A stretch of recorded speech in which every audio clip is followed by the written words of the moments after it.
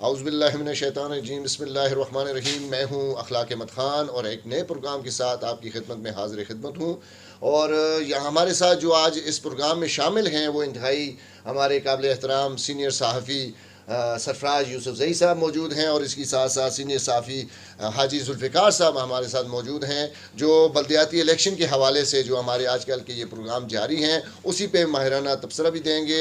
और आपका भी नाज़रीन से भी कहूँगा कि आप अपनी राय का इज़हार ज़रूर किया कीजिए, इससे हमारे प्रोग्राम में बेहतरी लाने की हम कोशिश भी किया करेंगे, और जहाँ तक आपको पसंद आए तो उसका इजहार लाजमी किया करें। तो सबसे पहले मैं सरफराज यूसुफ़ज़ई साहब से पूछूंगा कि जो बल्दियाती इंतखाबात का जो सिनेरियो नज़र आ रहा है उस बारे में आप क्या कहेंगे, क्योंकि तहसील मानसरा की मेयरशिप के लिए इस वक्त 21 उम्मीदवार सामने आए हैं जो मुख्तलिफ़ पार्टियों से हैं, जिनमें पाकिस्तान तहरीक इंसाफ है और मुस्लिम लीग नून है और पीपल्स पार्टी है और जमीयत उलमा इस्लाम है। इनके इख्तलाफात भी सामने आ रहे हैं, इसी हवाले से हम आज बात भी करेंगे। जी सरफराज भाई। औज़ुबिल्लाहि मिनश्शैतानिर्रजीम बिस्मिल्लाहिर्रहमानिर्रहीम। थैंक यू सदर साहब। आपने मुझसे सवाल किया कि तहसील मेयर के हवाले से और कौन सा कैंडिडेट अच्छा है कौन सा नहीं है। तो मैं सबसे पहले आपसे ये बात करूं कि इस वक्त अगर आप नज़र दौड़ाएं तो सबसे जो हमारी बड़ी पार्टियां हैं, मुस्लिम लीग नून है, पीपल्स पार्टी है, जमीयत है, PTI है, तो उसमें आपने देखा है कि दड़बंदियाँ बन चुकी है और उसमें मुख्तलिफ सी उम्मीदवार, जिस तरह आपने फरमाया कि 21 उम्मीदवार सामने आए हैं। बहरहाल स्क्रूटनी करके तो ये पता चल जाएगा कि कितने उम्मीदवार पीछे रहते हैं। इस वक्त अगर आप नज़र दौड़ाएं तो उम्मीदवार तो बहुत सारे हैं और नाम वाले तो इसमें कोई भी नहीं है। आजी साहब कोई मुझे ऐसा नज़र नहीं आया। इसमें एक साबका तहसील नाज़म जो हमारा रह चुका है, तहसील नाज़म मानसरा उमर फ़ारूक साहब, उसका एक बड़ा किरदार पहले भी रहा है, उसने खिदमत भी की है लोगों का, और इस वक्त वो एक नाम मुझे सामने नज़र आ रहा है साबका में। उसमें अतीक जहांगीरी साहब भी है, वो भी ज़िला नायब नाज़म रह चुका है, लेकिन वो बीच में आउट हो गया था। और मुफ्ती कफ़ायतुल्लाह साहब का नाम मुफ्ती कफ़ायतुल्लाह साहब तो इलेक्शन लड़ता ही नहीं है ना जी, वो तो बैठेगा, कागजात जमा कराए, वो तो स्क्रूटी में वो नहीं आता। अगर वो आए उससे स्ट्रांग उम्मीदवार और कोई भी नहीं है, लेकिन वो नहीं आता। इस वक्त जो मौजूदा टाइम है, अगर इस ये जो 21 बंदे हैं इसमें बहुत सारे चले जाएंगे, थोड़े बहुत जो रह जाएंगे, तो उसमें उमर फ़ारूक साहब का नाम जो है वो इसलिए आगे लोगों के जहन में आ रहा है कि वो साहब का तहसील नाज़म भी रह चुका है और थोड़ा बहुत खिदमत भी की है, लेकिन बहरहाल लोगों का जहन इस तरफ है। अभी अब जिस तरह आपने कहा कि आपने मुस्लिम लीग नून का हवाला दिया, मुस्लिम लीग नून के तकरीबन 7 उम्मीदवार इस वक्त इन्होंने कागजात अपने जमा करवाए जी, 7 से 8 उम्मीदवार हैं उसमें। लेकिन उन लोगों ने टिकट दे दिया शेख शफी साहब को। तो पार्टी के जो वोट है वो तो मिलेंगे, उसको ज़रूर मिलेंगे और लेंगे, लेकिन जो नाराज़ कारकुन है या नाराज़ लोग हैं मुस्लिम लीग के, जमीयत उलमा इस्लाम के, PTI के, तो वो बहुत बड़ा फ़ायदा जो है वो उमर फ़ारूक उठा सकता है। और क्योंकि वो एक ज़ीरक सियासतदान है, वो बड़ा ज़बरदस्त किस्म का वो डील भी करता है।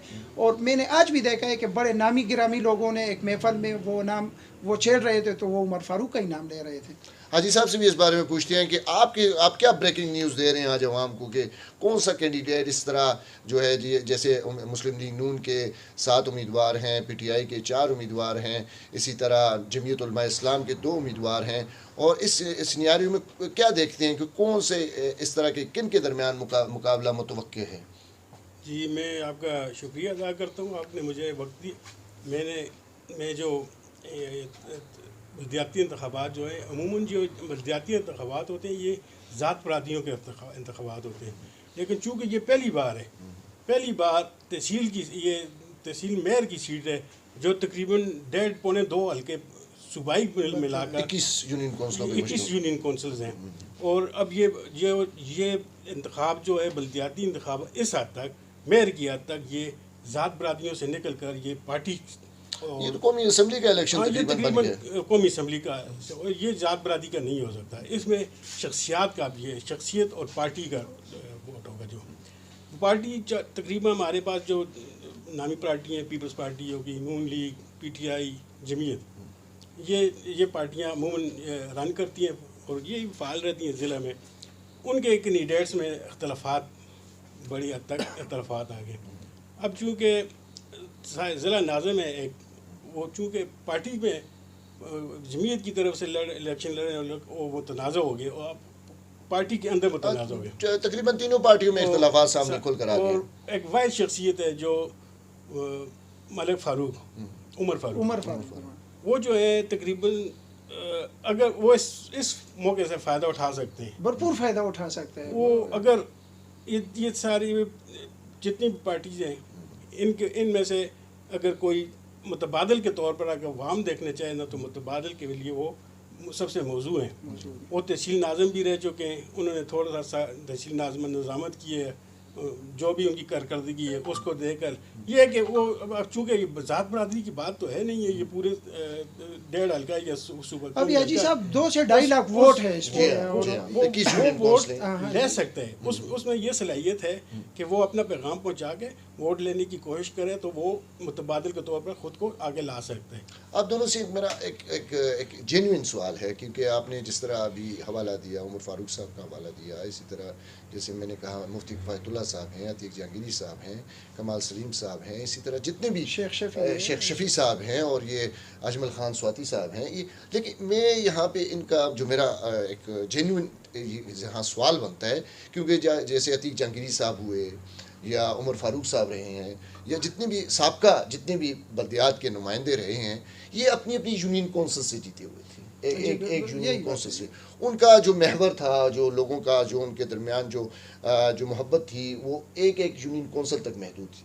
लेकिन ये जैसे मैंने अभी हाजी साहब से भी जिक्र किया कि ये जो है 21 यूनियन कौंसिलों पर मुश्तमिल ये जो इलेक्शन होगा, ये 2-2.5 लाख वोट का इलेक्शन है, और वहाँ सब इलाके कवर करने, सब यूनियन कौंसिल को इकट्ठा करना और कवर करना, ये एक बड़ा दिलगुर्दे वाला काम है। और यहाँ पे 21 जो कैंडिडेट हैं, मुझे नहीं लगता कि ये इनकी तादाद 9 या 10 से ऊपर रह जाएगी कि जब तक। इस हवाले से आप क्या कहेंगे कि इनकी कैसी स्ट्रगल करनी पड़ेगी इनको? और ये भी एक मैं आप दोनों से ये पूछना भी लाजमी चाहूँगा कि आपके जहन में जैसे नून के टिकट से 7 उम्मीदवारों ने अपने कागजात जमा करे, उनमें से कौन सी ऐसी शख्सियात है जो बैठेंगी और कौन सी ऐसी शख्सियात है जो खड़ी होंगी?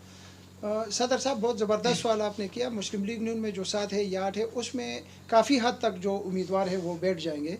उसमें उन लोगों ने, मुस्लिम लीग नून ने टिकट दे दिया शेख शफ़ी साहब को, शरीफ आदमी है ये, लेकिन उतनी जान पहचान नहीं है।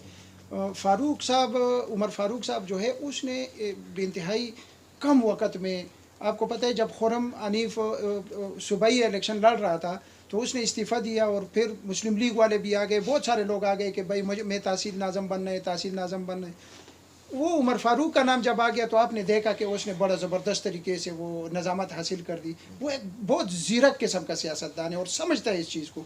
दूसरी बात ये, उसके पास एक तजर्बा है। आपकी मैं कतई कलामी भी करूँगा, यहाँ पे 2-3 नाम मेरे जहन में और भी हैं जो मुझे नहीं यकीन कि वो भी बैठेंगे। कि जैसे शेख शफ़ी को अगर टिकट मिल गया है, उसके बाद जो है उमर फ़ारूक साहब जिस तरह उन्होंने ऐलान कर दिया है कि इलेक्शन लाजमी लड़ेंगे, और इसी तरह वसीम हसन स्वाति का नाम भी मैंने सुनने में आ रहा है, और मियाँ इब्रार शाह का नाम भी सुनने में आ रहा है कि ये भी इलेक्शन है। क्या समझते हैं आप भाई साहब, ये भी आ सकते हैं मुकाबले में? नून लीग के जो उम्मीदवारान हैं वो मेरा ख्याल में वो इलेक्शन नहीं करेंगे। और ख़ुद जो ज़फ़र महमूद साहब हैं, जो ज़फ़र नहीं, वो तो सदारत उन्होंने अपने कागजात जमा करवाए नहीं, वो खानापुरी के लिए के।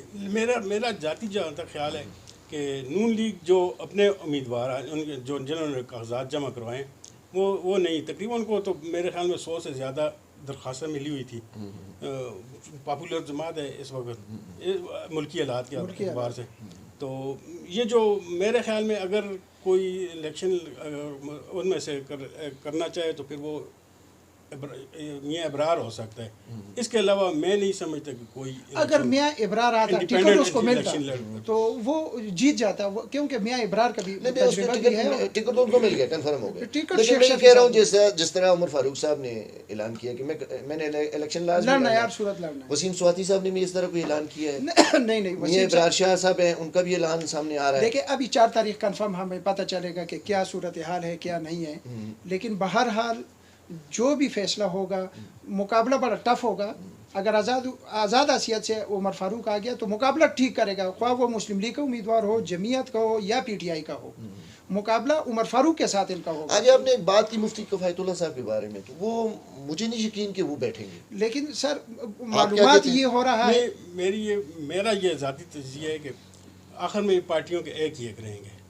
क्योंकि पार्टी बागी बनकर कोई अफोर्ड नहीं कर सकता। राजी करने की कोशिश करेंगे, राजी होंगे सब कुछ, जो जिस तरह भी होगा। ये टिकट तब्दील भी हो सकता है? नहीं, तब्दील नहीं हो सकता। तब्दील नहीं हो सकता, तब्दील बस नहीं वो होंगे। अतीक साहब है, तो उनका उम्मीदवार है मुकाबला जमीयत इसमें का। ये मलिक फारूक, उमर फारूक के लिए एक अपॉर्चुनिटी है रास्ता बन रहा है जो उसका। नाराज़ हैं, अगर राज़ी भी हो जाएंगे ना तो कुछ तो नाराज़ रहेंगे ही ना, तो वो नाराज़ भी अगर उन 4 पार्टियों से ले लेंगे ना तो फिर भी उनका काम बन सकता है, अगर वो कोशिश करें, मेहनत करें। हाउ अबाउट पीटीआई, उसका क्या कहेंगे आप? 4 उम्मीदवार हैं इस वक्त, कौन बैठेगा, कौन खड़ा होगा, इस PTI बारे में मुख्तलिफ जो दावे भी हुए हैं और इस तरह मुख्तलिफ बातें भी हुई हैं, उसके सिनेरियो में आप क्या कहेंगे? देखिए पीटीआई कौन सा एक उम्मीदवार बाकी अच्छी रहेगा? जुमात है, कमाल साहब है कि कमाल सलीम साहब के उसको टिकट पार्टी ने दे दिया है और बाकियों को चाहिए कि भाई चलो उसके हक में दस्तबरदार हो जाए। मैं यही कहूँगा कि अगर कमाल सलीम